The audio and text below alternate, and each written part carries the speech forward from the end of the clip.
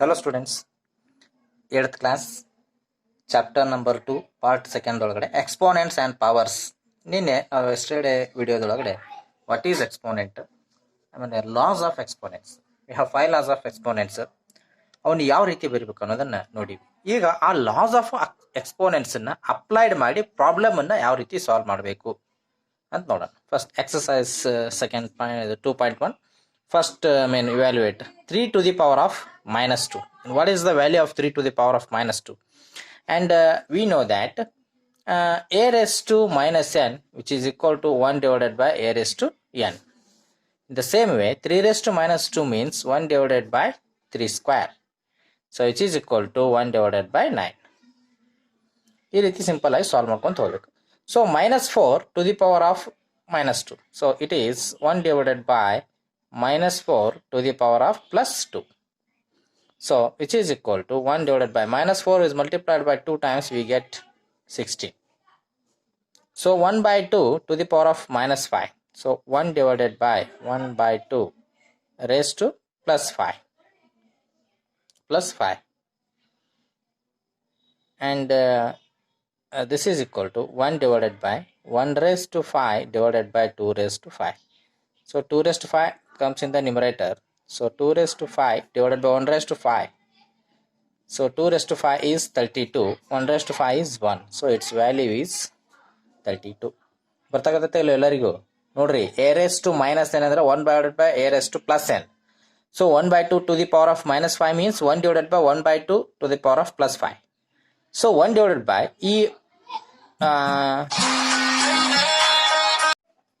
ನೋಡ್ಕೊರಿ, 1 divided by 2 to the power of minus 5 ಅಂದರೆ 1 divided by 1 by 2 to the power of plus 5. ಆಮೇಲೆ fifth law of exponent ಏನು ಹೇಳುತ್ತೆ, a by b to the power of m ಅಂದರೆ a raised to m divided by b raised to m. So 1 raised to 5 divided by 2 raised to 5. ಇಲ್ಲಿ 2 raised to 5 into 1, 2 raised to 5 divided by 1 raised to 5. ಎರಡನ್ನ 5 ಸಲ ಗುಣಿಸ್ರಿ, 2 into 2 into 2 into 2. So when 2 is multiplied 5 times, we get 32. So 1 to the power of 5 is 1. Which is equal to 32. Next question, simplify. Minus 4 to the power of 5 divided by minus 4 to the power of plus 8. ನೋಡ್ಕೋರಿ, ಇದನ್ನ ಈ ರೀತಿನೇ ಬರ್ಕೊಂತೀನಿ ನಾನು. minus 4 to the power of plus 5 divided by minus 4 to the power of 8. So according to second law of exponent, a raised to m divided by a raised to n, which is equal to a raised to m minus n. So minus 4 to the power of minus 3. ಯಾಕೆ ಹೇಳ್ರಿ, 5 minus 8 minus 3, which is equal to 1 divided by minus 4 to the power of 3. Therefore, which is equal to 1 divided by minus 4 raised to 3. ಈ ರೀತಿ ಬರಿಬೇಕು. ಅರ್ಥ ಆಗತೈತಿ? ಇದು second law of exponent, a raised to m divided by a raised to n ಅಂತ. So a raised to m minus n. So minus 4 to the power of minus 3. ಆಮೇಲೆ ನಿಮಗೆ ಏನು ಗೊತ್ತೈತಪ್ಪ, a raised to minus n equal to 1 divided by a raised to n. In the same way, minus 4 to the power of minus 3 means 1 divided by minus 4 to the power of plus 3. ಅದನ್ನ ಇಲ್ಲಿ bracket ತೆಗೆದು ನಾನು ಈ ರೀತಿ ಬರೆದಿದ್ದೀನಿ. ಅರ್ಥ ಆಗತ್ತಾವ ಎಲ್ಲರಿಗೂ? Next question, 1 divided by 2 to the power of 3 raised to 2. So it is the fifth law of exponent, a by b raised to m is equal to a raised to m divided by b raised to n, b raised to square. So 1 square is 1 divided by 2 to the power of third law of exponent, a raised to m raised to n is equal to a raised to m into n. So 2 raised to 3 into 2, that is 6.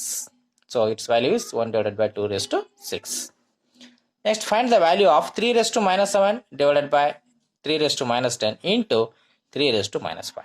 First solve the problem within the bracket. So it is in the form of 3 raised to minus 7 divided by 3 raised to minus 10 into 3 to the power of minus 5, which is equal to 3 raised to a raised to m divided by a raised to n is equal to a raised to m minus m, a raised to m minus n into 3 to the power of minus 5. So 3 raised to minus 7 minus into minus plus 10 into 3 raised to minus 5. So which is equal to 3 raised to 10 minus 7, that is 3, into 3 to the power of minus 5. ಈಗ ನೋಡ್ರಿ ಎಷ್ಟು simple ಆಯ್ತು ಇದು second ಲಾ apply ಆಯ್ತು ಇಲ್ಲಿಗೆ. ಇದನ್ನ 3 raised to minus 5 as it is ಐತಿ, ಇಲ್ಲಿ ಆಸ್ ಇಟ್ ಇಸ್ ಐತಿ, ಇಲ್ಲಿ ಆಸ್ ಇಟ್ ಇಸ್ ಐತಿ. ಇದನ್ನ ಸಿಂಪ್ಲಿಫೈ ಮಾಡ್ಕೊಂತ ಬಂದೀವಿ ಈಗ ನಾವು. ಇದು ಫಸ್ಟ್ ಲಾ ಅಪ್ಲೈ ಆಗುತ್ತೆ. a raised to m into a raised to n is equal to a raised to m plus n. So 3 raised to, that is 3 minus 5 equal to 3 raised to minus 2. ಇದನ್ನ ಇನ್ನೂ simplify ಮಾಡೋದು ಹೆಂಗೆ ಹೇಳ್ರಿ? a raised to minus n equal to 1 divided by a raised to plus n. ಅದನ್ನ apply ಮಾಡಿವಿ ನಾವೀಗ. Next problem 2 raised to minus 3 into 7 minus 7 raised to minus 3.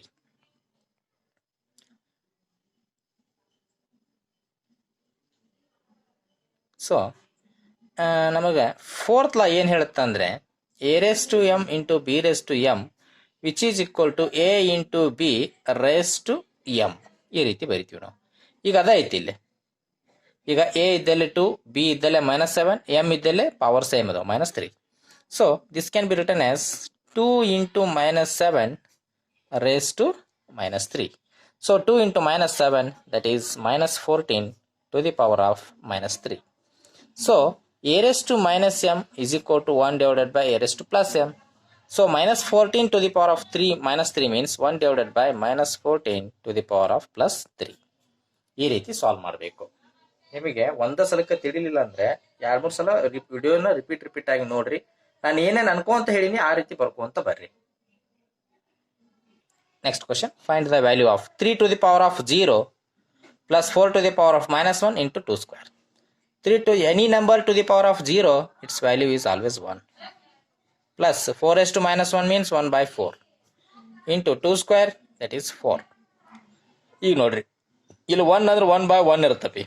LCM of 1 and 4 is 4. 1 4 4, 4 1 4.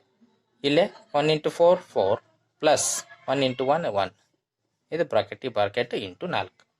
4ಕ್ಕೆ 1 ಕೂಡಿಸ್ರಿ 5 divided by 4 into 4. 4 1 cancel. So 5 1 5. ಅದೇ ರೀತಿ 2 raised to -1 into 4 raised to -1. It means 1 by 2 into 1 by 4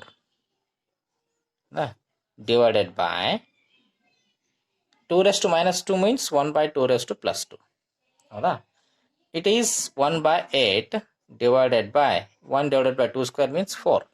ನಾನು already ಹೇಳಿನಿ, ಇಲ್ಲಿ division ತೆಗೆದು into ಚಿಹ್ನೆ ಹಾಕಿದಾಗ next ನಂಬರ್ನ ಅಥವಾ ನೆಕ್ಸ್ಟ್ ಏನು ನಂಬರ್ ಇರುತ್ತೆ ಅದನ್ನು ರಿವರ್ಸ್ ಬರಿಬೇಕು. ಈಗ ನೋಡ್ರಿ 1 by 8 ಏನು ಚೇಂಜ್ ಮಾಡಿಬಿಡ್ರಿ 1 by 8 ಚಿಹ್ನೆ ಚೇಂಜ್ ಮಾಡಿದೆ. ಇಲ್ಲಿ ಡಿವಿಷನ್ ಚಿಹ್ನೆ ತೆಗೆದು ಇಂಟು ಚಿಹ್ನೆ ಹಾಕಿನಿ.